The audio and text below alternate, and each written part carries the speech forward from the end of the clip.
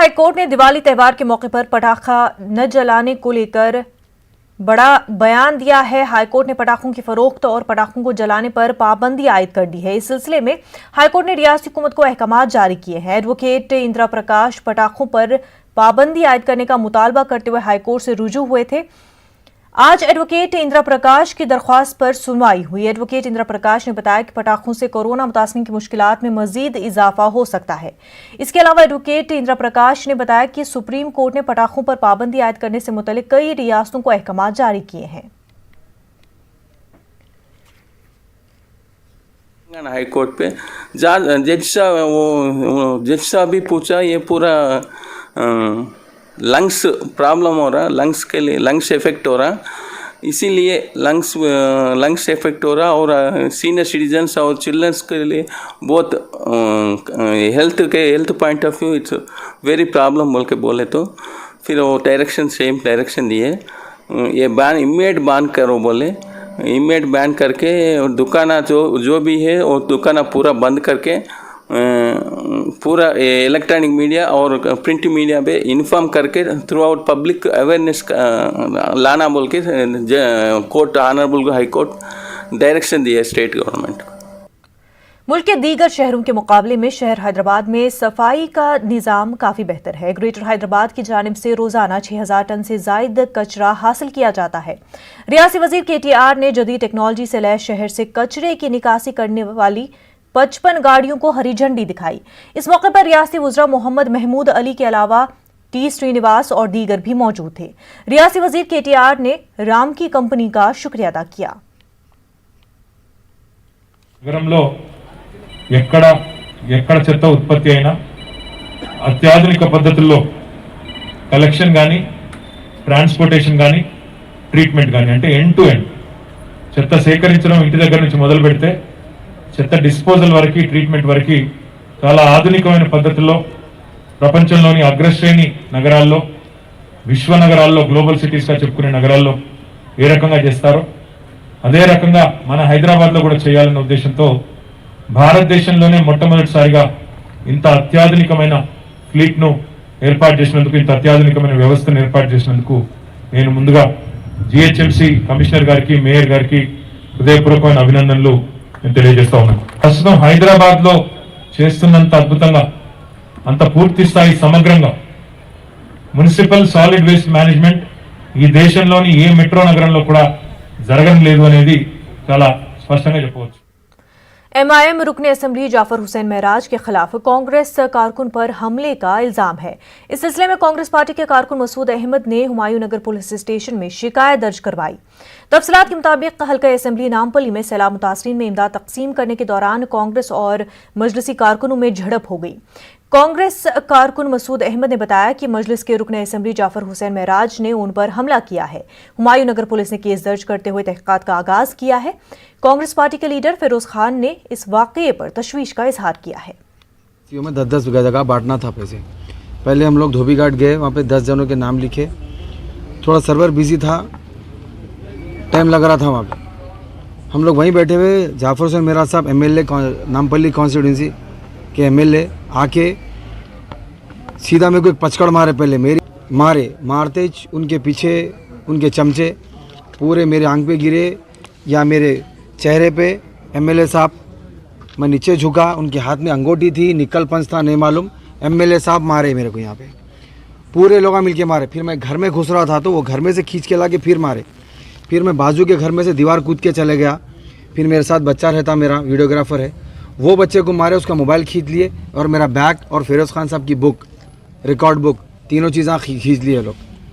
आज 110 गरीबों के साथ इंसाफ होता था, वो गरीबों को फ़ायदा होता था, वो फ़ायदा होने नहीं दिए जाफर हुसैन महराज साहब। TRS पार्टी और MIM दोनों मिलकर फ्लड रिलीफ फंड बोल के नहीं बांट रही, मगर GHMC चुनाव को मद्देनजर रखते हुए अपने लोगों को बुलाकर, अपने रिश्तेदारों को बुलाकर, अपने दोस्तों को बुलाकर आप ये फ्लड रिलीफ फंड बांट रहे। पहले से हम, जैसा आपके सामने मैं फिर से रिपीट करना नहीं चाह रहा हूँ, KCR और KTR को हम स्ट्रेट पूछ दिए थे कि अरे साहब आप चेकों में क्यों नहीं दिए, आप एक टास्क फोर्स क्यों नहीं डाले, आप पूरे ऑफिसरों को क्यों नहीं डाले। जब आपको सर्वे करना था तेलंगाना का कि आप एक दिन में सुबह के 7 बजे से लेके रात के 1 बजे तक आप सर्वे कर देते। और रही बात जब कोविड-19 के अंदर खाली मिनिमम अमाउंट 1500 रुपये आपको देना था, आप चेक के थ्रू आप देते। केटीआर साहब अकाउंटेबिलिटी की बात करते, ट्रांसपेरेंसी की बात करते, हाईटेक सिटी की बात करते, आधार की बात करते, और आप कैपिटल सिटी के अंदर जो फ्लड से प्रॉब्लम हुआ वो प्रॉब्लम के लिए आपके टीआरएस और एमआईएम के चिंदी चोर बट्टेबाज लीडरों के हाथ में आप 550 करोड़ पे पब्लिक का पैसा आप कैसा रख दे सकते? मैं एक चीज आपसे पूछना चाह रहा हूं, आप तो इंसाफ नहीं कर सकते, आप तो हक नहीं दिला सकते, आप तो काम नहीं कर सकते, मगर जब हम गरीब और कमजोर को मदद कर रहे हैं आपको देखा भी नहीं जाता और आप गुंडागर्दी पे उतर के आते। और वो आपके एमपी साहब असदुद्दीन ओवैसी मीटिंगों में रैलियों में ये बात बोलते कि मैं राउडीज़म खत्म कर दूंगा, मगर अफसोस इस बात का है कि शहर के जितने भी राउडियां हैं तुम लोग की दुम बन के फिरते रहते। तेलंगाना स्टेट वक्फ बोर्ड चेयरमैन मोहम्मद सलीम की क़यादत में सैलाब मुतासरीन में राशन तकसीम किया गया। तेलंगाना स्टेट वक्फ बोर्ड की जानिब से 20 लाख रुपए मालियत का राशन तकसीम किया गया। इसके अलावा सैलाब से मुतासरा कॉलोनियों में भी मुतासरीन तक इमदाद पहुंचाई गई। इस मौके पर तेलंगाना के वज़ीर दाखिला मोहम्मद महमूद अली के अलावा मजलिसी अरकान असेंबली और दीगर भी मौजूद थे। चेयरमैन मोहम्मद सलीम ने बताया कि साबिक़ में इस तरह वक्फ बोर्ड की जानिब से कभी भी मुतासरीन में इमदाद की तकसीम का काम नहीं होता था। वज़ीर-ए-आला केसीआर की क़यादत में अब ये काम जारी है और मुस्तक़बिल में भी जारी रहेगा। हम लोग दे रहे हैं, इससे पहले भी लॉकडाउन में 20 लाख का राशन किट दिए थे जो स्लम एरियो में। ऐसा कभी वक्फ बोर्ड के थ्रू कभी भी नहीं हुआ। इंडिया की तारीख में भी वक्फ बोर्ड कभी भी ऐसे फलाह बहबूद के काम नहीं करा।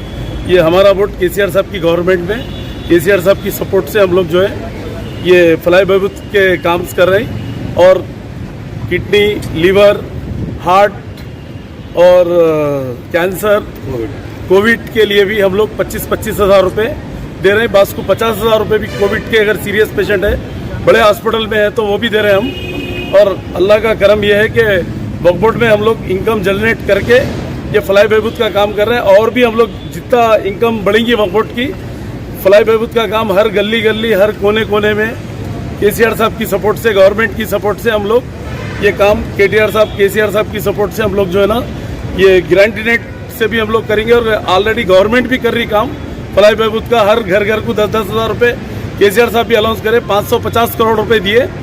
अभी हम लोग जो है ना 20 लाख रुपए का राशन किट, ब्लैंकेट और जो है ना बेडशीट, ये हम लोग जो है ना ये सब चीज़ हम लोग दे रहे हैं। और भी ज़रूरत पड़ेगी तो आने वाले टाइम में और भी हम लोग यहाँ से वक्फ बोर्ड से इमदाद का काम बराबर करेंगे गरीब आवाम के लिए।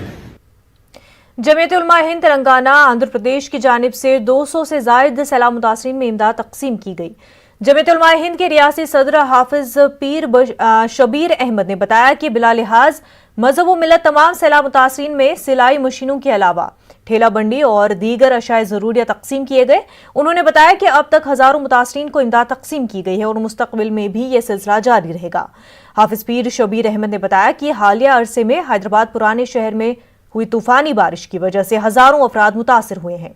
चंद्रायन गुट्टा, अलजबील कॉलोनी, गाजी मिल्लत कॉलोनी और हाफिज बाबा नगर में बड़े पैमाने पर तबाही हुई। आज भी इन इलाकों में आम जिंदगी पटरी पर नहीं लौट आई है।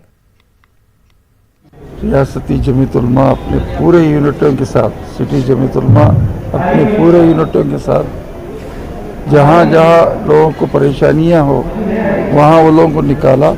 उसके बाद खाना तकसीम किया, उसके बाद राशन तकसीम किया, उसके बाद फिर सर्वे करके उनको जो है ना अपने कदमों में खड़ा करने के लिए ये जो है ना एक तरतीब बनाया। तो ये पहला इक़दाम है हमारा। इंशाअल्लाह और मोहल्लों के लिए भी हम एक तरतीब बना रहे हैं, उनके लिए भी जो है ना सर्वे किया जा रहा है। तो ये उनके अपने कदमों पे खड़ा करने के लिए ये चीज़ें हम दे रहे हैं। क्योंकि वैसे तो और भी जो है ना अगर चावल दे वो दे तो फ़ायदा तो नहीं होगा, लेकिन इसमें ये देने से फ़ायदा होगा। उसके बाद फिर ये के बाद उसके बाद ये भी चंद इरादा है कि इंशाअल्लाह जो है ऑटो है या गाड़ियां है या जो भी है इंशाअल्लाह उसका भी जो है इंशाअल्लाह हम कोशिश करेंगे कि जल्द से जल्द जो है ना इन लोगों को जो है ना कि अपने कदमों पे खड़ा करेंगे। ये अल्लाह ताला ने का करम है कि अल्लाह ताला हमसे काम ले रहा है, हम शुक्रगुजार हैं अल्लाह का, अल्लाह ताला हमसे काम ले रहा है। ये हम ये काम करेंगे और सिर्फ अल्लाह को रज़ा करने के लिए है, किसी नाम और नमूद के लिए नहीं है, ना शोहरत है हमें। और लोग भी कर रहे हैं और भी करना भी चाहिए, ज़्यादा से ज़्यादा करना चाहिए। इस वक्त जो है जो हालात ख़राब है, कोई मामूली हालात नहीं है, बेइंतहा ख़राब है, तो जितना दिए उतना कम है। तो जो तंजीमें जितना देगी उतना ही कम है, क्योंकि 6,000 करोड़ का नुकसान हुआ है। तो अगर सब मिलके 1,000 करोड़ भी नहीं दे सकती, लेकिन हमें उम्मीद है कि हमारे इन जो है ना जो चीज़ दे रहे हैं इसमें बरकत है, अल्लाह ताला इनको इतने कदमों पे खड़ा करेगा। तेलंगाना में कोरोना वायरस के 1015 नए मामले सामने आए हैं। पिछले 24 घंटों के दौरान कोरोना से 3 मरीजों की मौत हो चुकी है। रियासत भर में अब तक कोरोना से 1393 अफराद की मौत हो चुकी है। रियासत में कोरोना से मुतासरा मरीजों की कुल तादाद 2,54,000 के पार हो चुकी है। 17,323 एक्टिव केसेस है, जिनमें 14,000 से ज्यादा अफराद होम क्वारंटीन में है। ग्रेटर हैदराबाद की हदूद में सबसे ज्यादा 172 नए मामले सामने आए हैं। नाजरीन, एक छोटा सा ब्रेक लेंगे, जल्द होंगे हाजिर।